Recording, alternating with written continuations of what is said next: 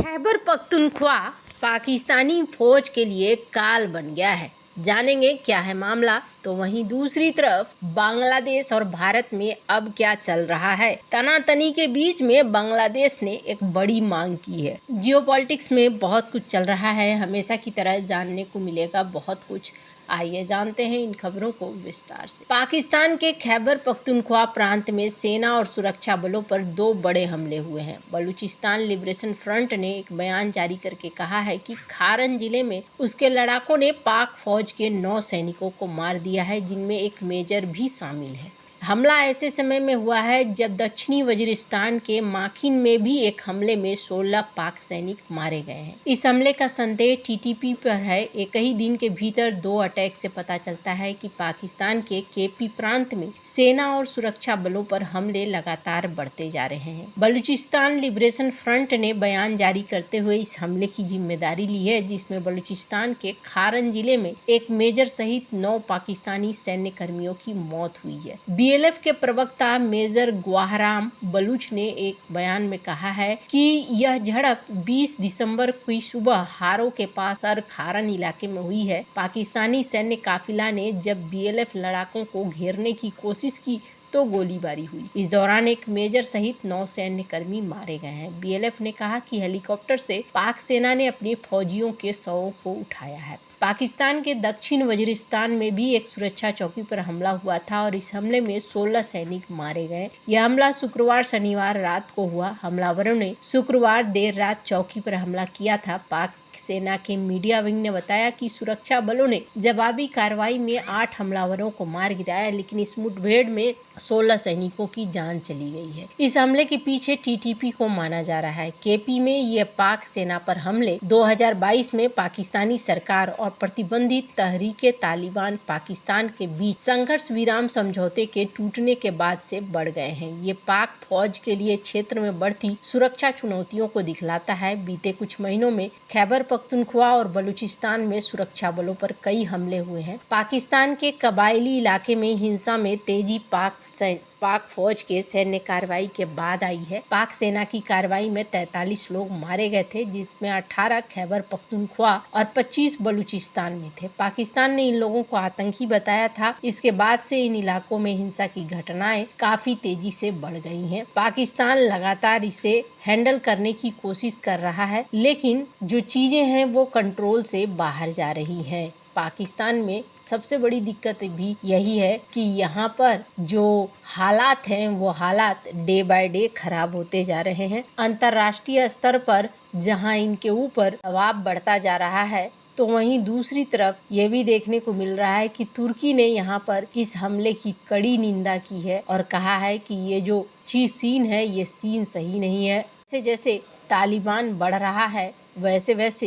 इनके ऊपर समस्याएं भी बढ़ रही है और इमरान खान को लेकर बातचीत भी हो रही है कि इन्हें छुड़ा लिया जाए और इन्हें सरकार के द्वारा छोड़ दिया जाए। तो पाकिस्तान के अंदर कई सारी समस्याएं हैं जो फिलहाल के लिए चल रही हैं। खैर, ये जो कुछ भी चल रहा है उसके बाद ये कहा गया था कि पिछली बार जो हमला हुआ था वो हमला भी बड़ा भयानक था। 30 से ज्यादा आतंकियों ने हमला किया था और 2 घंटे तक ये हमला जारी रहा था। दस्तावेज और कई चीजों पर आग लगा दी गई थी। आतंकवादियों ने सैन्य चौकी पर किए हमले को अपने सीनियर कमांडरों के शहादत का बदला बताया था। रिपोर्ट के मुताबिक हमले के दौरान आतंकवादियों ने मशीन गन, नाइट विजन तकनीक सहित कई जरूरी सैन्य उपकरण लूट लिए थे। अब यहाँ पर जिस तरीके से चल रहा है वैसे में देखने को मिल रहा है कि ये लंबा समय तक पाकिस्तान को समस्या देने वाला है। हालांकि जहां भारत के एक पड़ोस में ये हो रहा है,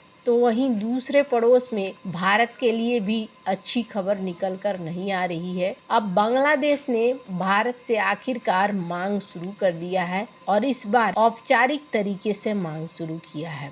बांग्लादेश की मोहम्मद यूनुस की अंतरिम सरकार ने भारत से पूर्व प्रधानमंत्री शेख हसीना को वापस भेजने की मांग की है। बांग्लादेश ने सोमवार को भारत को एक औपचारिक राजनयिक नोट भेजा है। इस नोट में हसीना पर मुकदमा चलाने के लिए उन्हें वापस भेजने का अनुरोध किया गया है। ये पहली बार है जब बांग्लादेश ने भारत से औपचारिक तौर पर शेख हसीना के प्रत्यर्पण की मांग की है। शेख हसीना विरोध प्रदर्शनों के बीच इस साल अगस्त में भारत आ गई थी। हसीना पर बांग्लादेश में छात्र विरोध प्रदर्शन के दौरान हुए मौतों का आरोप है। उनको 50 से ज्यादा हत्या और दूसरे गंभीर मामलों में नामजद किया गया है। बांग्लादेश की अंतरिम सरकार में विदेश सलाहकार तौहीद हुसैन ने ढाका में द डेली स्टार से कहा है कि हमने भारत सरकार को एक राजनयिक संदेश भेजा है। बांग्लादेश सरकार हसीना को न्यायिक प्रक्रिया के लिए वापस लाना चाहती। गृह मामलों के सलाहकार जहांगीर आलम चौधरी का कहना है कि बांग्लादेश का भारत के साथ कैदियों की अदला बदली का समझौता है। इसी समझौते के तहत शेख हसीना को वापस लाया जाएगा। यूनुस सरकार की मांग पर भारत क्या रुख अपनाता है, इस पर शेख हसीना का भविष्य तय होगा। बांग्लादेश की अंतरिम सरकार के प्रमुख मोहम्मद यूनुस ने पिछले महीने ये कहा था कि शेख हसीना के प्रत्यर्पण के लिए भारत से मांग की जाएगी। यूनुस ने अपने कार्यकाल के 100वें दिन राष्ट्र को संबोधित करते हुए कहा कि हम भारत के साथ बांग्लादेश के प्रत्यर्पण संधि के तहत शेख हसीना को वापस लाएंगे। बांग्लादेश के अंतर्राष्ट्रीय अपराध न्यायाधिकरण के मुख्य अभियोजक मोहम्मद ताजुल इस्लाम ने कहा कि शेख हसीना के खिलाफ गिरफ्तारी वारंट जारी करने के लिए ICT में अर्जी दी जाएगी। शेख हसीना इस साल 5 अगस्त तक बांग्लादेश की PM थी। अपनी सरकार के खिलाफ बड़े पैमाने पर विरोध प्रदर्शन होने और भीड़ के PM हाउस की तरफ बढ़ने के बाद 5 अगस्त को वह ढाका छोड़कर भारत आ गए। शेख हसीना को भारत आने के बाद उन पर अलग अलग थानों में 51 मामले दर्ज किए गए। इनमें से 42 मामले हत्या के। भारत और बांग्लादेश के बीच में इस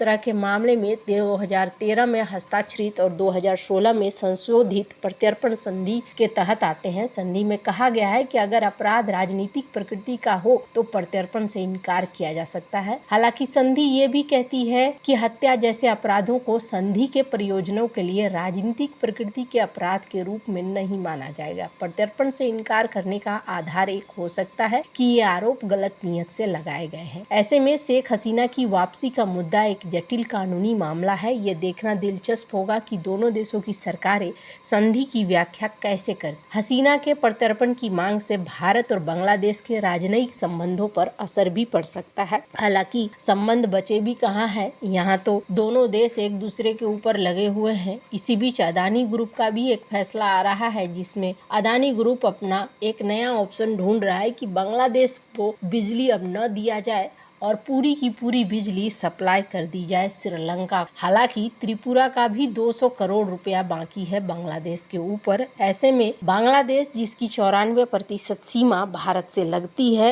और ज्यादातर व्यापार भारत पर निर्भर करता है, ये लगातार भारत से पंगे ले रहा है। इससे पहले कुछ इस तरीके की तस्वीरें पेश की गई थी इनके नेता के द्वारा, जिसके जवाब में सोशल मीडिया पर भारत के कुछ पॉलिटिक्स एनालिस्ट भी इस तरह का जवाब दे रहे हैं कि हमें सिर्फ 13 मिनट लगेंगे फिक्स करने में। 13 दिन में अगर तुम्हारा देश बन सकता है तो 13 मिनट में तुम भी फिक्स हो सकते हो।